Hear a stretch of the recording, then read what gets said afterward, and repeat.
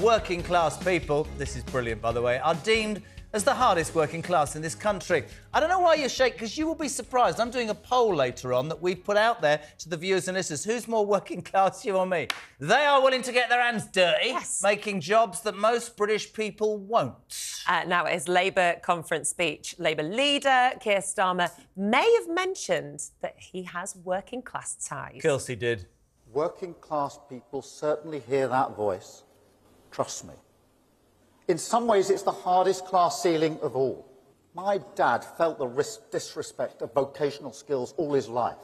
But the solution is not, and never will be, the levelling down of working class aspiration to go to university. I grew up working class. I've been fighting all my life, and I won't stop now. Well, I'm so looking forward to this debate because joining us in the studio is entrepreneur Tom Skinner, who says he's proud to be working class and isn't afraid to get his hands dirty. And etiquette expert Liz Brewer says that's nonsense and middle-class people get their hands dirty too. So, does the working class still exist? And why are a lot of Brits claiming to be part of it? Tom, you're proudly working class, is that right? 100%. I just get up, go graft, get down the caff, work hard. You know, I ain't scared to pull up my sleeves, get on with it, crack on, nick a few quid and have a pint of beer at the end of the week. Liz, is that a direct attack on middle-class people? Are they not willing to roll their sleeves up? Excuse me, are we not all working class? Could not agree more, my dear. Anybody in today's world, you know, we have a chance to succeed. We can come from nowhere and we can go to the top. We're all working class, and especially since COVID, which literally, I open my door to people delivering. They're actors. I see people cleaning the street. They're musicians. They a total change in our world over the last 3 years, maybe a little longer. And I have great respect for anybody that succeeds in this world, and they do it through hard work. Now, Tom, you had your break by going on The Apprentice. I know Alan Sugar, Lord Sugar. Oh. You were fired. The ninth one. That's okay. you done, boy. But that gave you a platform to go on, at which you've done very successfully.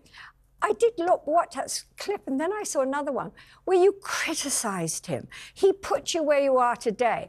That man, I've never criticised him. Oh, yes, you did. When have I ever criticised him? You said, Sugar? oh, it took 100 takes for him to get his lines. Of course, it's funny, though, isn't it? Well, that's He's me mate. He watched that whether all the he's time. your mate or not, that was...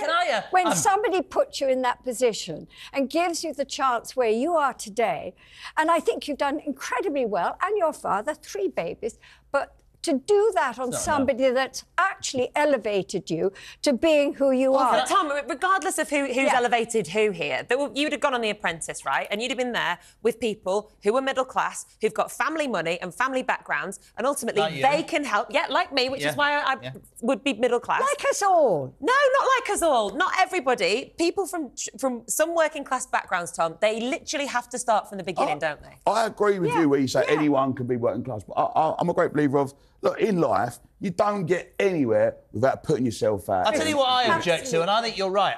This is what I object to, and I think you make a point, but I think it would be better like this, OK?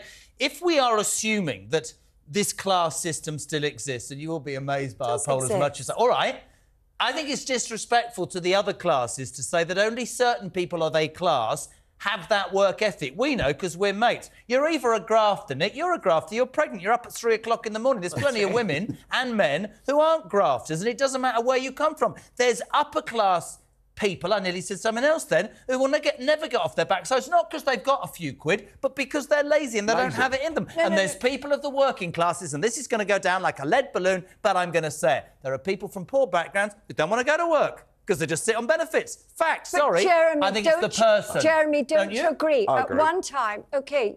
At one time, we did have privileged people. You were born into a home which was a stately home. You were provided for. You had enough money to go to the best schools and best universities. Nowadays, you have to deserve it. You have to... Look at every single Prime Minister that we've had in the past 20 years. They've all had it handed to them on a silver plate. Not our Prime Minister. I'll be your foreign secretary. I like a trip. The boss party. Not our present Prime Minister. Okay, He would argue not. otherwise, yeah. And okay, so he married well. Well, so what? So what? A lot of people in this world better themselves because they either get married or whatever, or they inherit. Can I say one thing, Liz? Did you not? Can I say one thing, though? Listen, like... You say a lot, more than one thing. But I know what it's like, yeah? That, like, I've been there when you ain't got £10 to put these in your van to get to work, when you ain't got money to pay your rent into the month, yeah? When you don't know what you're going to do, if you're going to eat or put... Like, I've been in them situations in my life, and like, I've put myself and grafted my way to get where I am, yeah? Through our graft. And I always remember times... like when I was like in my middle 20s, I moved back to my mum's house because I was so skinned. My mum had a 2-bedroom house. I lived on a pull-out futon on the floor, and I was thinking, how am I going to make any readies, right? And I couldn't borrow no money because everyone's like, no, he's skint, he's on his arse. But there are hundreds of young people today in that position. But it's the ethic. But then you've either got aspirational desires to get off your backside and not expect that we're all supposed to wipe their backside. That's what I'm talking about. And I think there are many rich people and many poor people who have that inside them. That's what we're talking about. Look at your dad. Your dad started on the factory floor and by absolute graft now owns the factory. Does that mean that he's turned his back on the working class? No, what it says about your dad is that he had it in him to provide for his family and better himself, and he now employs people who I'm sure are benefit and grateful for it. I think that's absolutely what this country should be about. And I get upset when people go, well, it's only the working class who have the working ethic. Everybody who doesn't have the working ethic needs to get off their backside, surely. Yes, I agree with you, but there's no denying that there is a class barrier in this country. What is that class barrier? The class barrier is how much money you've got behind you. But your dad didn't have that, and he made a success. No, my granddad didn't have that, but because of my granddad having worked the way that he did, my dad did, and I would never... This is why I say I've got working class attitudes and working class values. There is a class... No, it's not to do with how much money you have behind it. It's not to do with that. It's to do with attitude. It's to do with how one person looks at another and how they assess them. Now, you look at me.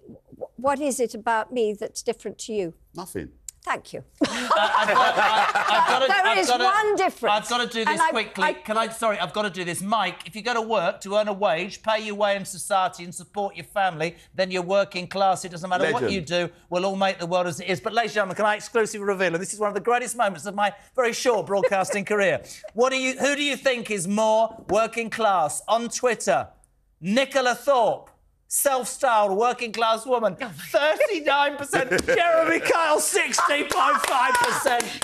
I'm off to walk me whippet. He lives in Windsor. He's got a driver. My God, I don't live in Windsor. I haven't got a driver. I'm off to walk me whippet uphill. Listen, Tom Skinner, Liz Brewer, thank you so much.